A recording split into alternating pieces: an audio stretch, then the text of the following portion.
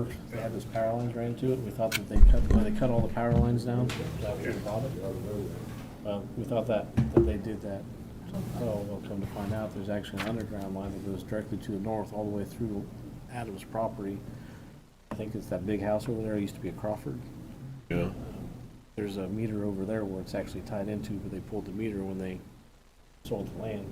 So we could still hook it back up, but there's no reason to pay for it if no one's using it. So.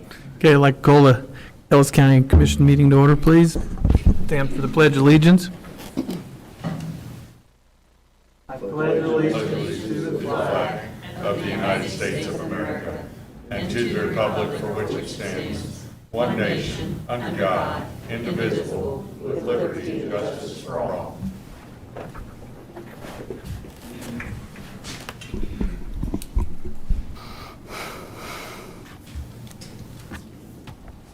Okay, first of all, I'd like to thank everyone for coming. And Bobby, if you can call roll, please. Commissioner Nathan Liker. Here. Chair Neil Younger. Here. Commissioner Michael Burgess. Here. We have a quorum. Okay, the order of business all stays the same. There will be no executive sessions.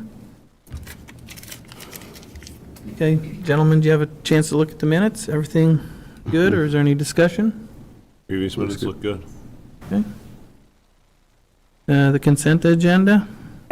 Everybody had a chance to look at that? I'll move we approve items A through G of the consent agenda. Second. Okay, we have a motion and a second. All in favor, say aye. Aye. Aye. Motion approved. Anybody in the audience would like to speak? Okay. And then the monthly departmental report. Everybody have a chance for that? Yep. A lot of stuff going on. Yep. That's for sure. Okay. The Oktoberfest, Mr. John Mader. Good morning, Commissioners. Morning. John Mader here with the Oktoberfest Committee. And if I may, I will bring you all a little bit of information.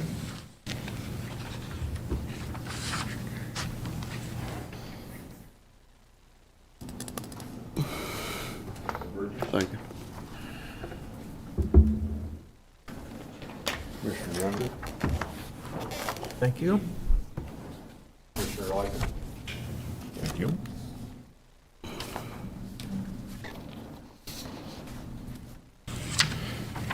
This morning, here representing the Oktoberfest Committee is myself, John Mader. I'm a board member, along with Tom Bird, another board member.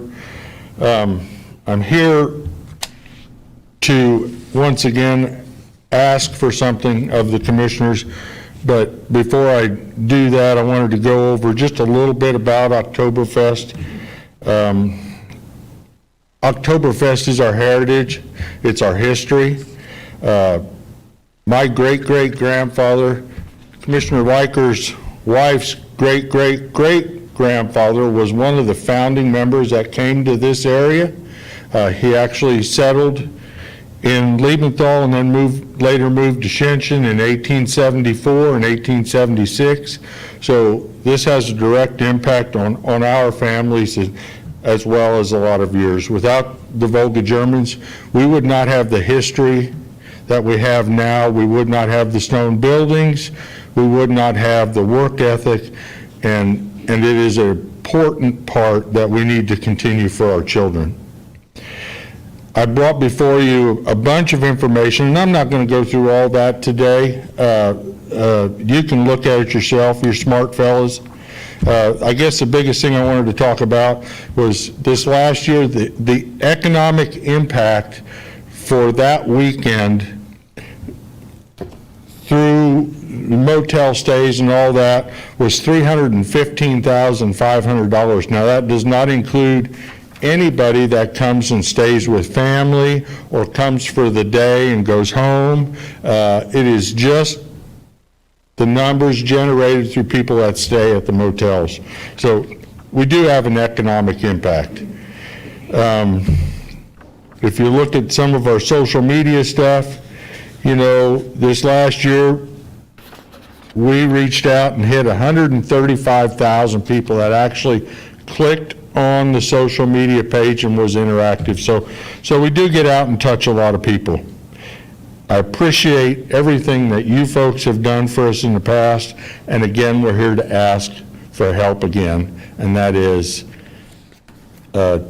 dumping fee abatement out at the landfill for that weekend. We will have 2 30-yard roll-offs. They will be full, and we're asking that the county forgo landfill fees for Oktoberfest committee. That's all I have, gentlemen. Any discussion, fellas? I know Oktoberfest has been a huge part of the community for long before my time. So I have no problem seeing that continue. Michael, anything? I think it's a viable expense to cover for them. Again, they're bringing a bunch of people. I just personally, I like the 2-day thing. Again, as I got out of, with kids and stuff, it makes it a much more enjoyable event, taking them down one day on a Well, and we, Friday be Friday, and then Saturday go down with kids and bounce around and eat sausages and stuff. So that's an event that I look forward to every year. and we have tried to make it more family-friendly. It's not just a beer fest weekend anymore. We do incorporate homecoming. We are in the parades, and we, you know, Tom provides a lot of bounce houses for the kids. It's educational. We've got programs that you can see in there for our future festers. So, yeah, that's what it's about. Yeah, I'm glad, John, that you did prepare this stuff. That gives us something to look at. Like say Nate said, that it's been going on way before he was. This also does have a good impact on the city. Like you've got it numbered out, which also helps tax. Let everybody help us. We go to their places, they come to ours. Very good. I am definitely supportive of waiving that fee. So. Thank you, Commissioner Younger. You know, Oktoberfest this year is the 51st year of Oktoberfest. Started in 1972, little event downtown Maine. It is considerably larger now. I think armband sales this last year was, an armband is just for those that come to, are able to get a beer, numbered close to 10,000. So it is a huge impact in our community. It is, I mean, hats off to you guys. It is well organized and put together good, so. Thank you. That. With that, I'll move to approve waiving the disposal cost of trash for the Oktoberfest at the Ellis County Transfer Station. I'll second that. Okay, we have a motion and a second. All in favor, say aye. Aye. Aye. Motion approved. John, thank you, and Tom, thank you. Thank you, gentlemen, very much. Thank you.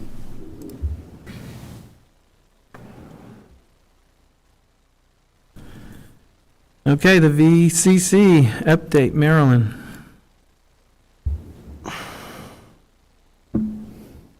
Good morning. Good Morning. morning. I thank you for giving me the opportunity to come before you this morning to update you on the progress of the St. John's Place in Victoria. I do have one of our other board members with me this morning. That's Brenda Dreiling. She is our vice chair. Morning. I am the treasurer of the board. We have been awarded thus far 4 different grants. The Hanson Grant, $500,000. The Abode Grant, $850,000. The Moderate Income Housing Grant, $650,000. And the Kansas Housing Income Tax Credits for $360,000. Our current fundraising, thanks to the Schmidt Foundation, who gave us $100,000 to try and match, which we did within 3 weeks' time, was $117,000 from the Victoria community. I don't know if any of you were over there during Herzog Fest, but we have our thermometer displaying, and we're very proud of the fact that we were able to raise that money within the community within that short amount of time. The other thing I would like to present to you is the fact that we have, or will begin demolition of some of the area in the building. I know that you have waived the fees for the landfill for us, and we greatly appreciate that. Just to let you know that we will be starting that soon, and we'll be bringing things into the landfill. We are still seeking $280,000 for the roof repair. We have been told that we can't start construction because of not being able to get insurance because of the roof. That was an issue that the state kind of told us not to worry about initially, and just do things in piecemeal fashion, like we have the money for the roof for the housing piece of it, but we don't have for the rest of it. But we are working on that and plan to have that in place soon. Our goal is to begin construction hopefully by the end of December, 1st of January. And I would like to let you know that I have contacted the county appraiser and began to fill out the paperwork to request a tax abatement. That I'll be turning that in soon, and I would hope that as she brings that to you and presents it to you as a county commissioner, that you would seriously consider allowing that tax abatement based on Article 13 of the Kansas Constitution, stating that economic development can be allowed a tax abatement for up to 10 years after the initial completion of the project. That was put into our pro forma and would greatly help us. The tax statements that we received initially last year was like $1,666. This year it's $1,797. We realize that the money that we are putting into that property, over $3 million initially, the Ellis County Historical Society, what they're putting into the building is going to bring the value of that building up and will eventually bring more taxes to the county, property taxes. So I just ask that you seriously consider that tax abatement and look at it in our favor. That's all I have. Do you have any questions? At this time, no. I appreciate the update, and I appreciate the work you've been doing, and kudos on all the grants that you've received. So, Thank you. Thank you. We keep up the appreciate good that. work. I was just going to ask too, what do you do in your spare time with all, I wrote these all down. Some buddies have been busy, and I Yes, appreciate that. we've been too. very busy. Yeah. Yes. Yeah, thank you for the update and the heads up on the tax abatement stuff. So we'll Okay. be looking Thank you. towards that. Thank you.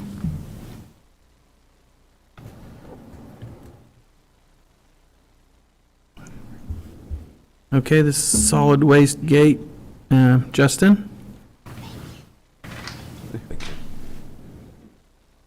Good morning, Commissioners. Justin Craig, Environmental Services Director. So before you this morning, we are asking to approve 2 projects for the landfill. There's been a little change to the agenda, so there would only be, should you choose to approve, there would only be 1 purchase order necessary to approve, and a little change to the motion language. So kind of the idea behind it, when the ARPA funds became available to Ellis County with COVID back then, the directors of each department kind of came up with a list of projects that they were wanting to complete throughout the time with those funds.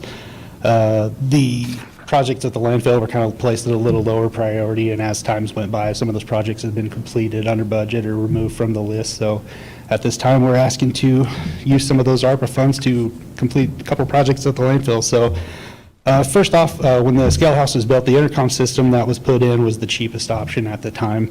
I don't know if any of you have been through there or not. It's really difficult. It's one-way communication, so it's either talk or listen. Right now, the speaker box is kind of broken. It's starting to fail. You have to use a pin to hold the button down. So we're wanting to upgrade that into a new dual mode system where one button, they could have a conversation at the time, and the microphone placement will be moved from the northern edge of the building towards the window, so it's not picking up so much noise out of the engine compartment, making that a lot simpler to go through there. excuse me. The second project we're wanting to work on is the security gates at the front of, or at our main entrance. Right now, they're just manually operated. You have to stand there, move them back and forth in the mornings or at night when people are coming in and out. We were wanting to upgrade those to electronic gates that will be remote operated. They'll also have a keypad for emergency or fire, should it be after hours, anything like that. Just trying to think. It'll also be, it's more of a safety issue, some of it with our operators during the day. They have to stop at 4:45 to go man the gate, or one of us from the environmental office will go out there to let people in or out as we close. Standing out in the elements, this way we'll be able to do it remotely from a distance if we can. And also with our haulers at night, they sometimes come in after hours. This would allow them to stay in their semi-truck and open the gate while they pull in without having to stop, get out, go unlock it, come back, and repeat the process over and over again. So with that, I'll see for any questions. Okay, I really have no problem on the intercom system, the upgrade there. I guess my questions are going to center around the gates and the automated gates. Reading through both bids, the one bid had installed 2 gates and 2 operators. And then the other one was to, I believe, install 1 and repair a damaged gate, remove and replace a damaged gate, and then fix posts that are damaged. Are there damaged posts up there that need to be replaced on the one first bid? Is that included? On the first bid, he's talking about the east gate has been hit in the past. There's been semis went by and clipped it and bent it. It's been bent back manually to replace it. And speaking with the first bid, they're planning to replace both gates. He said if there's anything that needs to be replaced with the post, that he would replace that and fix it as well. Just looking at it from, I'm not an engineer by any means, it looks okay, but it's something that could be possible that he would need to replace. Okay. And then on the operators, are they pricing the same operator systems, both guys? And can each of these contractors work on and maintain or service these openers? Yeah, I don't know if they're the same brand of operators that they have. Speaking with the lower bid, he did say that they do have a warranty on the operators and the remotes themselves. He didn't know the time frame, but he said it is something he could work on if need be in the future. Okay. But he didn't know if he could actually service it or He said he could service them. oh, he could, okay. Yeah, he could service them. And with both bids, it was going to be 2 operators. The lower bid said he can install 1 keypad that would operate both gates. The remotes would be individual, so you could open the west gate or the east gate with the remotes on either system. Okay. Is that the same, I'm just making sure we're comparing apples to apples, is that the same type of system that would have been with the second quote? With the second quote, he would have had 2 keypads to operate the gates With remotes? with keypads. The remotes would operate individually, but he would have installed 2 keypads. Okay. Michael, anything?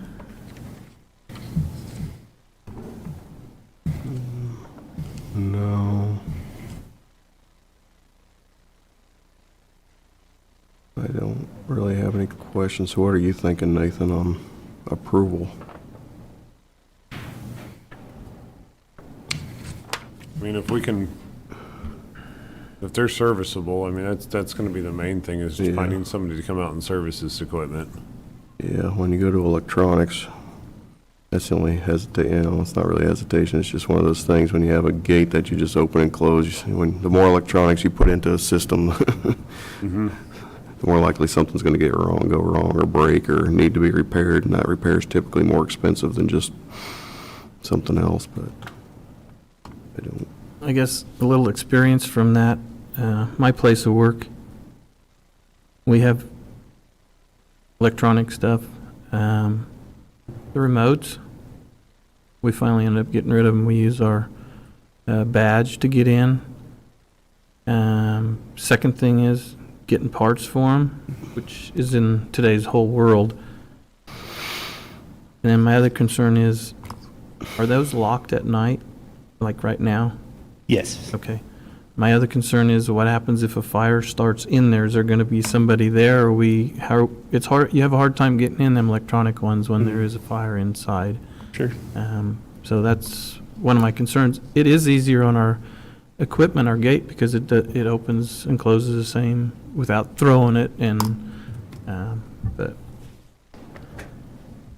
I will just say, the remotes are gonna have a hard time. I think we had 12 of them, and we constantly, so we went to the badge system or a push keypad to get into it. So that may be something that we consider on that.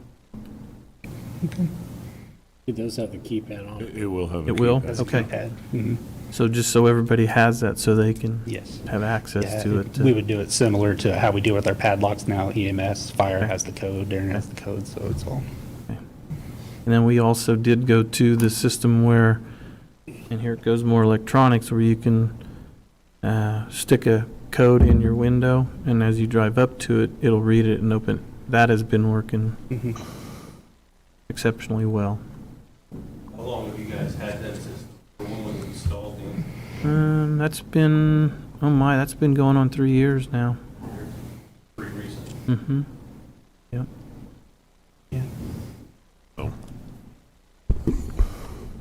Okay, well, you said there was going to be some language change on the motion, if approved. What would that new language be? There was a PO that was incorrect. Correct. If you choose to approve, we would just need to remove the intercom system and PO 7738 for the purchase, just that wording. So it would be, I move to approve PO 7737 to purchase and install an electronic security gate.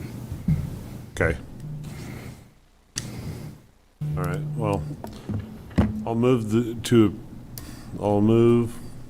approve PO 7737, correct? Correct.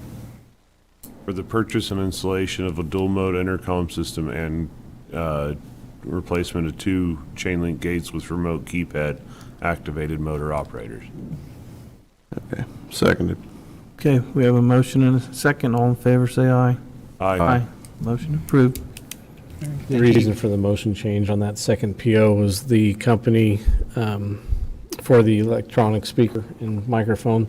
It was a low amount, so they would allow us to use our purchase card, just to pay for it over the phone and get it done without doing all the extra paperwork of a purchase order. No, So that's why we removed it off of there, and we'll Okay. just pay for it with their purchase card, and we'll reimburse it at that point. okay. Thank you. Okay. Thank you, Justin.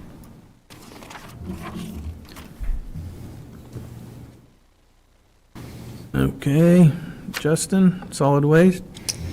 Solid waste, all right. Justin Craig, Environmental Services Director.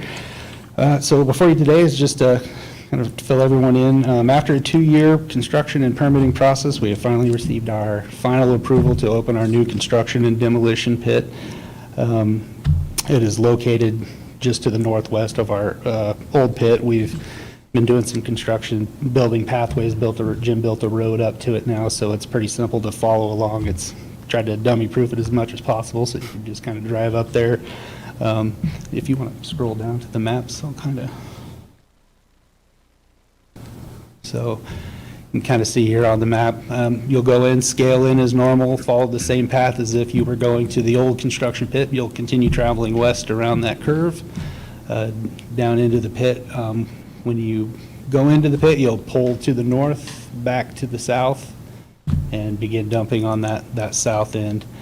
And in the future, as that new C&D pit moves, we will be moving that landing area to the south more so and begin removing some of the landing area that's in there now. They're estimating this entire pit should last about 8.5 years. It's a pretty big hole if you haven't seen it up there. I'm hoping it lasts longer than that, but we'll see how much material we get out there. The only thing we ask is it's new to everybody, just everyone to just follow the rules of the road, stay right, drive safe, and kind of watch out for everyone else. So, any questions on that at all?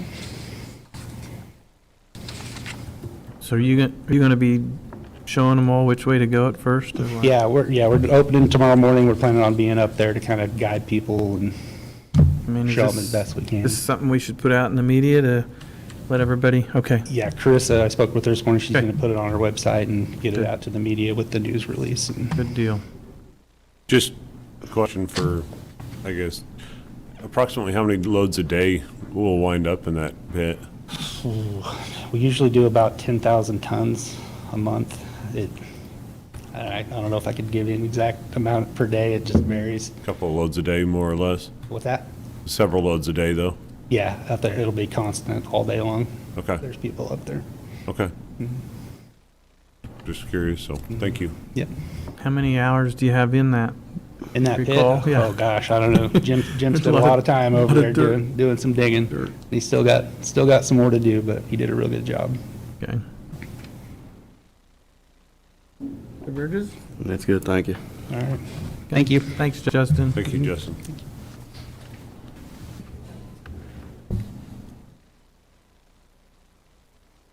Okay, the right-of-way vacate in Pfeiffer on St. Jacobs. Brandon? Morning, Commissioners. Brendan Morning. McKay, Ellis County Public Works Director. Morning. So before you is, about a month ago, we had a request to vacate St. Jacob Street. It's a section of roadway in Pfeiffer from Saritza to 330th Avenue. It's not been utilized as a road for a very long time, or possibly since its inception. Right now, it's just a weedy path between two fields. Those people that came before us a month ago requested it to be vacated, so we followed the steps to approve vacation if the three of you decide that.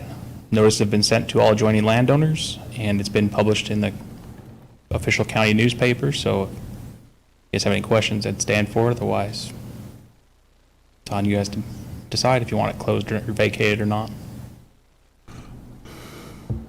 I have no concerns. We had the landowners in here asking for it, so. Yeah. Yep. I have nothing. They're happy, we're happy. Okay. Well, then I'll move to approve resolution number R-23-18. Second. Okay, we have a motion and a second. All in favor, say aye. Aye. Motion approved. All right, thank you. Thanks. Thank you, Brennan. I was letting you take the motion so you have to say Saritza. Then you shut it short. I kind of cut it short a little there. All works. Okay, the skylight replacement, Darren? Good morning, Commissioners. Darren Myers, County Administrator. Next item for you to consider is the replacement of the skylights here at the 718 Main Street, or the admin building. They are about 120 linear foot or 30 panels of skylights up there. Currently constructed of acrylic barrel vault type shape, so they're half moon essentially. They are several years old, due to have been replaced many years ago. However, in a recent hailstorm, they were damaged. Some of them were already damaged from just being old and leaking. And so our insurance company gave us an estimate on how much they would replace it based on not knowing what the cost to actually replace the skylights are. We had trouble trying to find somebody that actually does skylight replacement here locally, and then reached out, and then once we found a company, we were able to write a proposal together to get some skylights to put up there from a brand that's recommended by our architect with the new Public Works building, as well as a couple contractors here in town that have had good luck with them. I spoke to Gary Weatherby with Commercial Builders specifically about them, and he likes the Cowwall brand, which is what's quoted in the bid. There are some pictures in there. The pictures really don't do it justice as to the weather stripping that's been tried to add to stop them from leaking. Greg has actually used flex tape. I think I took a picture of one of them with the work of flex tape. Not to argue with their commercials on how well it works or not, but there is flex tape up on the roof. So we did go out for bid. We received 2 bids, and after the bids were received, we called the low bidder, which is SGH Concepts. The individual did come back out and relook at the skylights and where it ties into the parapet walls, as well as the curbing that all of it sits on, to make sure that the curbing would be built up, flashed, and covered with the EPDM roof that's up there. And before you today is their estimate, which includes all the construction, the demolition, the tear out, the curbing replacement, the roofing, fixing both ends, so that way the maintenance staff doesn't have to crawl over the skylights to get from one part of the building to the next, and all interior finishes that would have to be done on those two ends by not having skylights all the way to both parapet wall. That does include the bid bonds, and so the price of the project is at a certain amount, and it does include a 5% contingency in case something is concluded, or in case there is something found that is not expected. One of the alternates that we added on there is Greg's had in his capital planner the need on the north part of the building. There's a couple 100 feet of flashing that is on top of the parapet wall that is needing to be done or needing to be replaced. So since he figured there's going to be a roofer up there anyway, now is the time to do it together, to kind of join the two projects together. So there is an alternate in there to add the replacement of all that flashing. And that flashing isn't a typical couple-inch flashing. It's about 16, 18 inches wide before it caps over the edges. So it's quite a bit of metal to be doing that, and it is. The seams are starting to fall apart on that too, and have water intrusion there. So with that, I guess I'll answer any questions. The flashing was damaged during the hailstorm as well. Yeah, it's probably should have been done a long time ago. I couldn't tell you how long it's been up there, but if you actually went up there and looked at it, it's pinged with hail all over the place. It looks worse than the skylights because it actually is flashing. It's metal, so it actually absorbed and kept all the dents from the hail. It looks like some of our county road signs have in the past. I mean, that's... I know there was discussion that we had with Commissioner Younger about the concern of just replacing the skylights or keeping them. Some of the concerns, if we take the skylights out, would be to have, obviously we have to go out to rebid the whole entire project, and if we just went off and just removed the skylights altogether, we'd have to go back over and re-roof it. We'd still have to fix all of the water intrusion that's in there from the years past, and then two concerns on the inside that might keep the cost the same or make it more, it's hard to say at this point, is you have to finish the whole entire roof, that 120 foot, one way or the other, as well as what's that going to do for the impact of the lighting inside the building. Those would be our two concerns that we'd have to work into that project. Is it's not an easy access area to get up to, so you'd have to be having scaffold up through there to get it all finished, which is doable. And then that's all finished ceiling, so getting lighting and electrical work up in there would be the work to get some more lights to make sure it's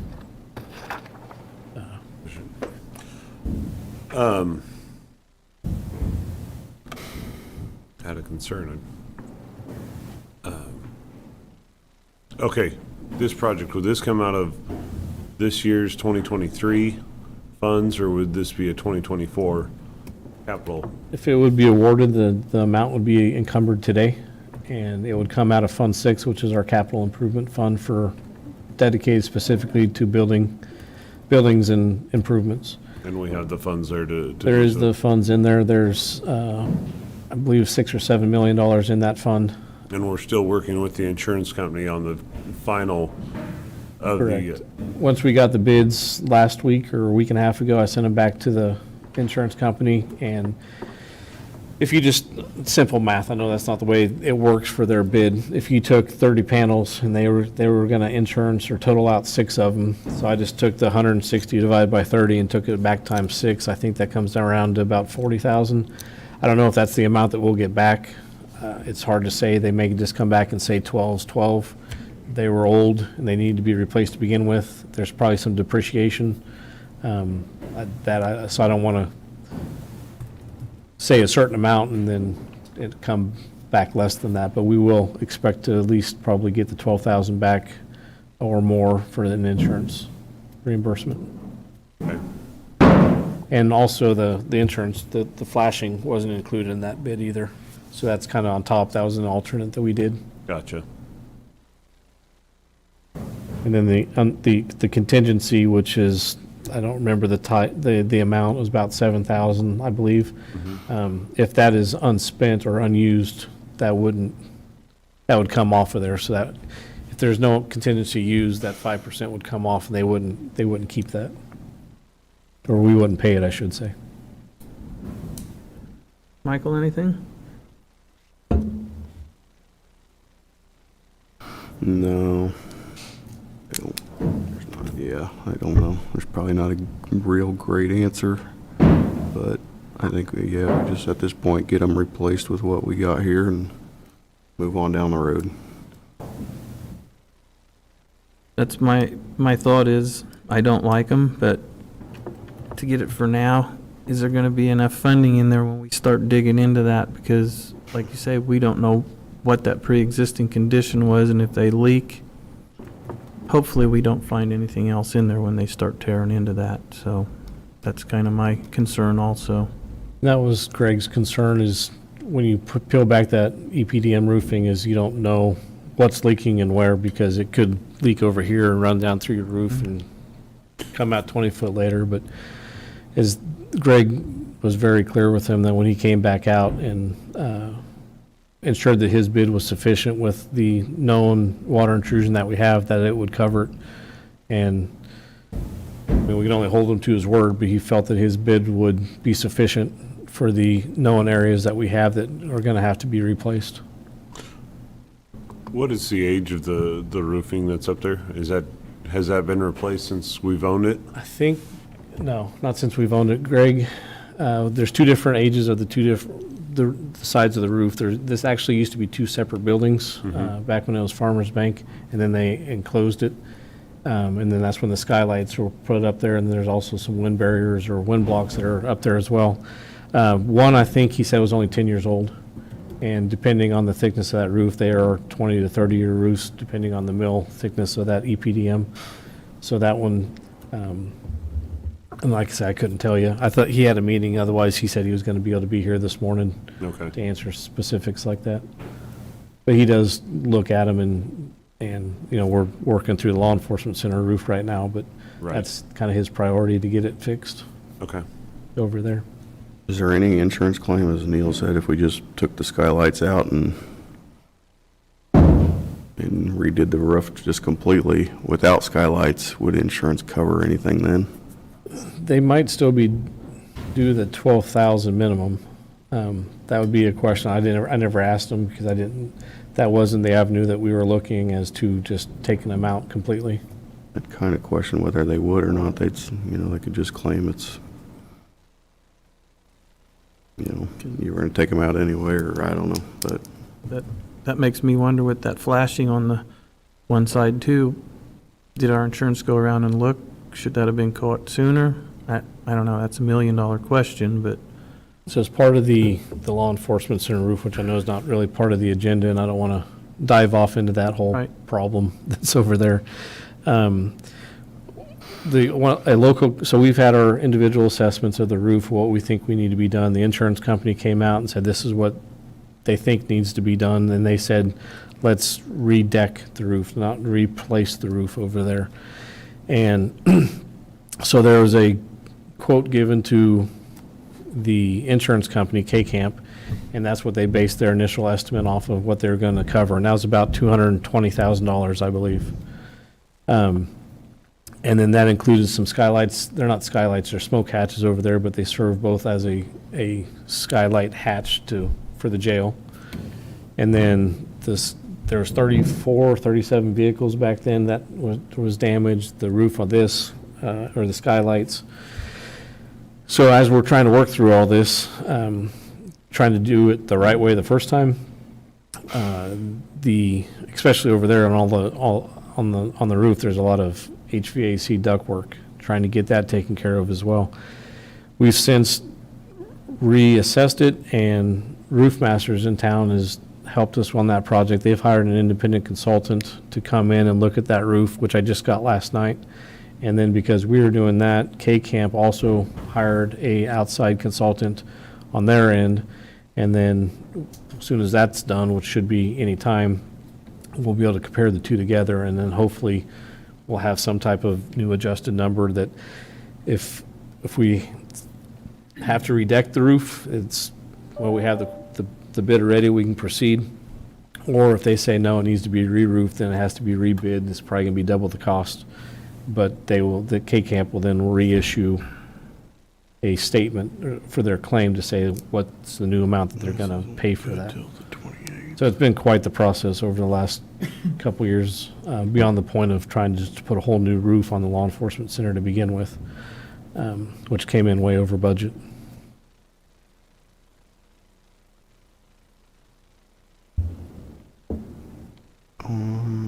So the bid, it's not, Caldwell is the subcontractor who put The company will be SGH Concepts, and their brand of skylight is Calwall. So that's the name brand of the actual skylights themselves. SGA. I don't think I want to go this route. I'm just speaking out loud a little bit, but if we were removing the skylights to go out to rebid, it wouldn't necessarily be SGH though, right? No. We just have We'd to have to completely. completely start over with a new bid specs and go out for bidding again. If we did that, most likely the project would be pushed off Yeah. till That's, springtime. I'm not sure if the winter is the best time to be putting the EPDM roofing on there. plus the way It'll things are actually going be- with construction, who knows, who's going to want to bid or where we get a contractor or something, they may not be the most competitive bids because there's a lot of construction going on. So I guess that kind of leans towards me just saying, yeah, I don't know if I want to go through a whole new bid process. This is only good for 30 days, so we can't really wait too much longer anyway.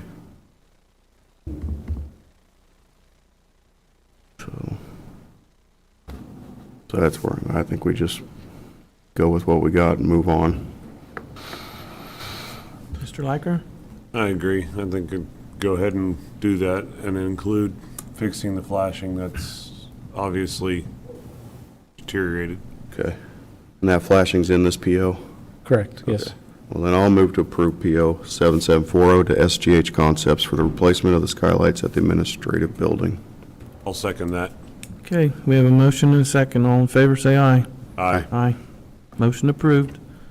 We just want to use caution when we go in there to make sure that, when we get, to that point, that we get a good examination of the structure itself. And Two things that I did forget, and maybe this would make it better, is once the PO, if the PO is approved, but now once it's approved, they will actually come out with their staff measure it, and they'll actually have mechanical drawings built up and everything for code purposes, but also for design and measurements. That'll all be done before any approval of any skylights are ordered.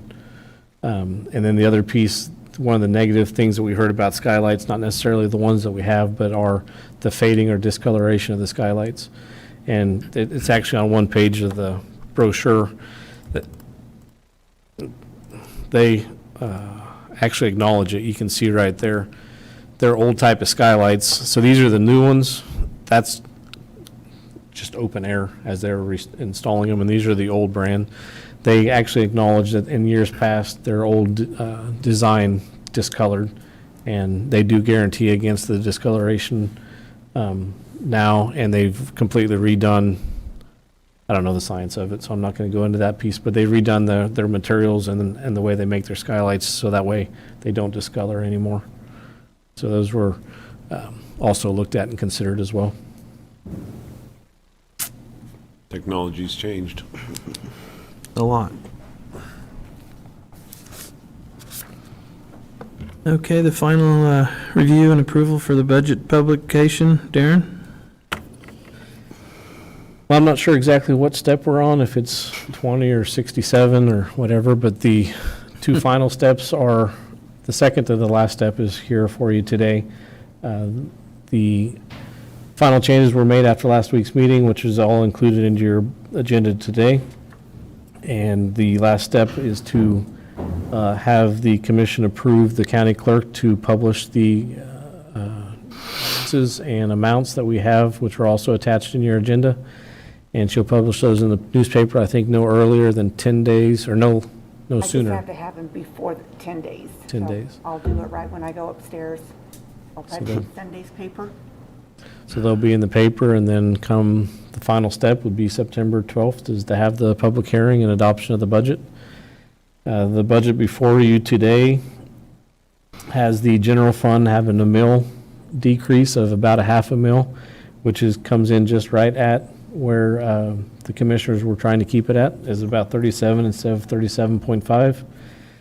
The solid waste fund is not a mill or an ad valorem tax, property tax type of fund. It's all based on the revenues that they make at the transfer station. It is a balanced budget for 2024. And then the fire district also came in, it's just right at about a half a mil decrease as well. So depending on where you'll live at, the max amount of mills, or keeping the mill levy flat, actually reduces the amount of taxes collected that could be collected if the mill levies were flat. We have stated about the ITC tax abatement that comes off. Hopefully we hear the good news later this year, and when Bobby gets the November abstract and final evaluations from the state assessed utilities, that may potentially drop the county's general fund mill levy by another mill. But like I said, we can't count on that now, but if it does come through like it sounds like it should, that would, like I said, depending on where you live at, could be a decrease of 1.5 up to 2 mills in your overall county budgets. Any questions? I have none. We've worked at it. We've done a lot of work to make a methodological approach on how we're doing things. We're bringing a lot of things in, and I think we're going to see a lot of good in the county with what we're adopting. And we're keeping our mill levy or decreasing our mill levy that we could be raising. So I think it's a good budget, and I'm good with it. Yeah, I think, like I said, I think it's a good budget. I want to, again, thank the department heads and giving us their time a month ago. Thanks Darren and all his work putting it together, and thanks to the commissioners and their input. So I'm good with it. Thank you. I am also too. Thanks for the department heads that worked a lot of hours, and Darren also for doing it, and the two new commissioners that asked a lot of questions, which I remember when I was there. So we did what we could, and it's a keeper. So. Okay. Well, with that, I'll approve the final draft of the 24 budgets and authorize the county clerk to publish for public hearings scheduled on September 12th, 2023 at 8:30 a.m. Second. Okay, we have a motion and a second. All in favor, say aye. Aye.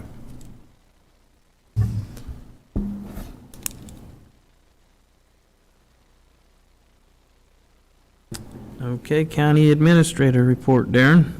Two quick things. I just wanted to, it came out in the Hayes Post, and I think the commissioners are aware of it, but Judge Brown recently received a Lifetime Achievement Award, and for his long work with what he does up there at the courthouse. So I just wanted to give him some recognition. I know there was a Hayes Post article that was written about him not too long ago that recognized him as well. I know he's not the type of individual that takes those types of nominations and everything, wants a lot of public recognition, but I thought it would be well worth just showing some appreciation to what he's done. And then second, if you haven't heard, there's some construction going on, so I just wanted to remind the public that we have some construction of having those stairways removed upstairs, and just be aware that it's going on, and please excuse our mess. It's going to be a little bit of a process. It's as you can hear, they're tearing out concrete and steel and everything to get that stairway removed. So hopefully within a few months, we'll have that behind us, but by the time that's done, they'll probably be tearing into the roof now. So we will have some construction going on at this building for the coming months. Other than that, that's all I got. County Commission report? I really have no report. I'd just like to tell everybody thank you for the condolences last week, and then also look forward to all the kids going back to school. So make sure everybody's cognizant of kids crossing. It's going to be an exciting time starting tomorrow. So I'm sure the kids aren't looking forward to it very much. Michael, anything? Yeah, a reminder, August 21st, so Monday, we have a joint commission meeting with the city of Hayes at 6 o'clock at Grow Hayes. Looking forward to that meeting. It's a lot of work has gone between our two commissions to, with the new dispatch coming on, or not new, but the dispatch coming to the county, and then some road agreements between the city and county. So a lot of work's gone into it, so I'm looking forward to that meeting on Monday. Okay, if I could have Brandon, I know it's in the agenda packet, but if you could come up and just give us kind of an update as far as where and what we're doing. We're not in somebody's front yard and they need us to be, and how the rain affected us, all the workload that is additional to what we've already are behind. So, Yeah, so the rain we had over the weekend, we had some pretty severe rains, Victoria and north, and then going that way. We also had some south of Ellis and Antonino areas throughout the past week, so we've had quite a few washouts. As you're aware, the slab on 150 at the low water crossing, that washed out and undermined, so we have that portion of that roadway closed. We'll have staff finishing up on the 260th box bridge install. So here in about a week and a half, we intend to pull off that 260th bridge. Should be done and open to traffic then, and we'll go back down to 150th and pour new toe walls on it, some extra slopes, and then we'll have to cut out sections of it and fill the voids underneath where it's scoured. Also had, Cathedral Avenue by the railroad bridge was underwater on Saturday night, Sunday morning. If you went through there, then you probably saw some cones I walked out and set out there and then picked up later in the day when the water went underneath the bridge. We've got our asphalt laid out for the year. It's still curing. Fortunately, with the hot temperature, and we've had some people drive on it a little too fast and spin tires, it's roughened up in spots. We hope to get that to lay back down before it fully cures, and those dips and bumps stay there forever. So we're hoping to be able to get those knocked back down and before we seal it here in the upcoming weeks. Is there any other updates you guys also, want? I get a lot of calls, how come they're not mowing on my ditches? And so if you can kind of address that, what we do first, Yeah. and then we hit. So we mow, all the blacktop and highways are mowed by the holidays, Memorial, Labor, and 4th of July. The outlying roads, we do not have the staffing to adequately mow every mile every month. I mean, there's 1,371.5 miles now that we vacated 1/2 mile. That's a lot of miles to maintain and mow. So those are generally mowed once or twice a year, once before harvest, once going into the fall. Just, we mow out intersections where there's sightline issues, but unfortunately we can't be everywhere. So landowners are allowed to mow their own ditches. They don't have to fill out any permits. They're allowed to do that. Just asked to be aware of them if they are doing that. Okay, because that was the biggest question I got. They're saying, well, they're right there, and I did tell them that we do the blacktops first, and then we hit the secondary roads, and this way they can hear it again. And this spring we had a very, very dry spring. We did. So there wasn't much growth. So we made the decision not to. We had calls last year that we were wasting diesel fuel mowing those right-of-ways before they were at the height they're normally mowed at. So in order to save on diesel fuel this year, without any growth happening in the early spring, we didn't. Unfortunately, it flip-flopped on us. Instead of having a wet spring and a drier summer, we've had a dry spring and a wet summer. So when we're all tied up, I've got majority of my staff out on asphalt repairs and asphalt roads. Now we've gotten the moisture and the grass and the weeds are growing. So they're taller than they would normally be at this time of year, because normally it's generally drier now. And the other thing, I know Brandon and I have talked to you this, several times, if, I've had some complaints on the Vincent Bridge again. Is there something that we could possibly do to smooth that? Yep, so that's in the Out. works. So we're gonna do some patching on the deck. Okay.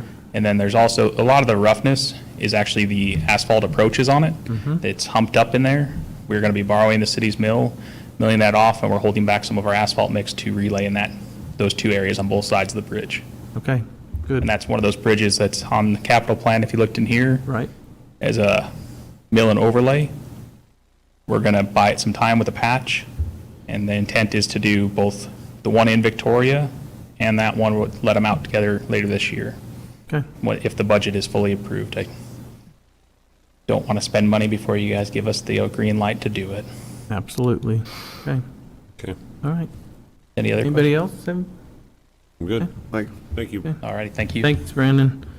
I also did attend the City Hayes meeting, and then I did go to Shinchin's last night.